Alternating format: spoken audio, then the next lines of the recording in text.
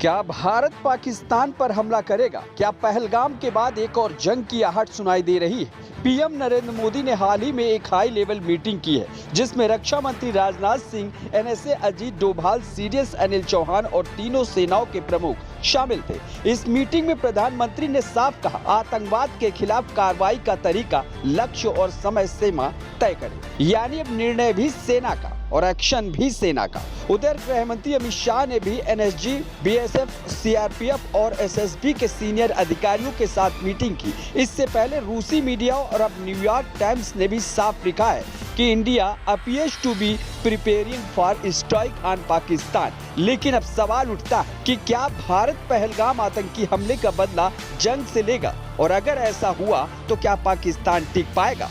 यहाँ पर समझने वाली बात यह है कि कोई भी देश युद्ध का ऐलान करके जंग नहीं लड़ता। सब कुछ शुरू होता है एक छोटे से एक्शन से और फिर दोनों देशों के जवाबी हमलों से हालात एस्केलेट होते हैं। अगर जमीन, हवा और समुद्र से तीनों सेनाएं उतर जाएं तो उसे कहते हैं फुल फ्लेज्ड वॉर।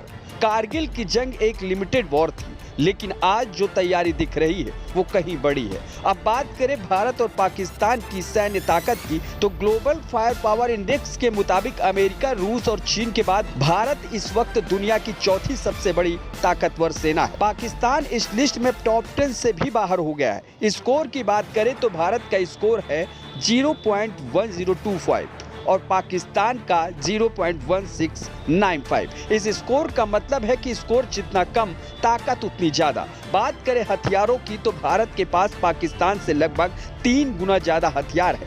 जमीन पर भारत के पास T-90, भीष्म और अर्जुन जैसे एडवांस टैंक है। रात में लड़ने के लिए अपग्रेडेड सिस्टम्स हैं और मोबाइल आर्टिलरी में भी भारत आगे है। भारत डिजिटल वॉरफेयर में भी काफी आगे निकल चुका है। वही बात एयरफोर्स की करें तो भारत के पास राफेल, सुखोई, मिराज जैसे हाई एंड फाइटर जेट्स हैं। वहीं पाकिस्तान के पास ज्यादातर F-15 और JF-17 जैसे जेट हैं जो भारत के मुकाबले तकनीकी रूप से पीछे हैं। ड्रोन टेक्नोलॉजी में भी भारत का वर्चस्व है।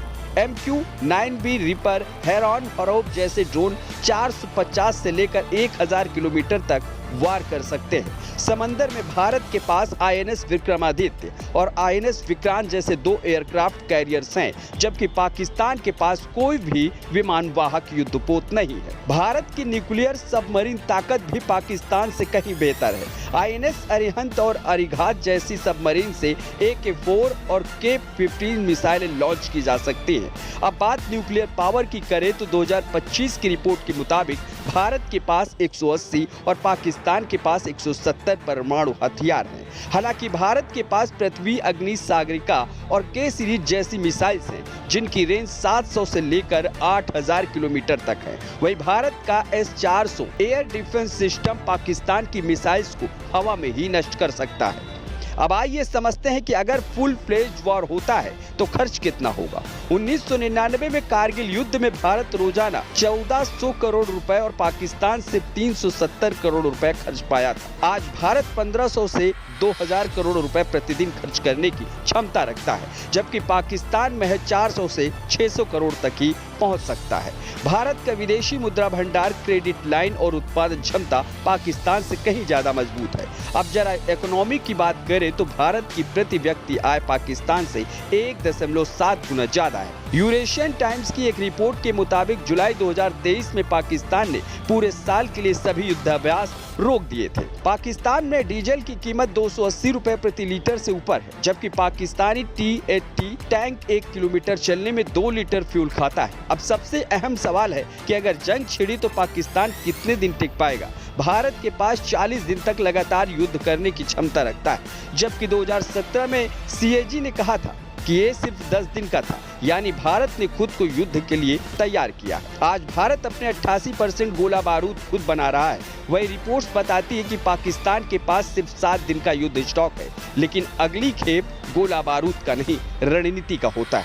जंग ये देखकर नहीं शुरू की जाती कि सामने वाला कितना दिन लड़ेगा, बल्कि ये देखकर कि वो कहां कमजोर है। यही वजह है कि अगर भारत जंग की ओर बढ़ा तो पाकिस्तान को न सिर्फ सैन्य ताकत में बल्कि रणनीतिक, आर्थिक और कूटनीतिक हर स्तर पर झुकना पड़ेगा। और ये बात सिर्फ भारत के हथियार नहीं कह रहे, ये बात आंकड़े भी कह रहे हैं।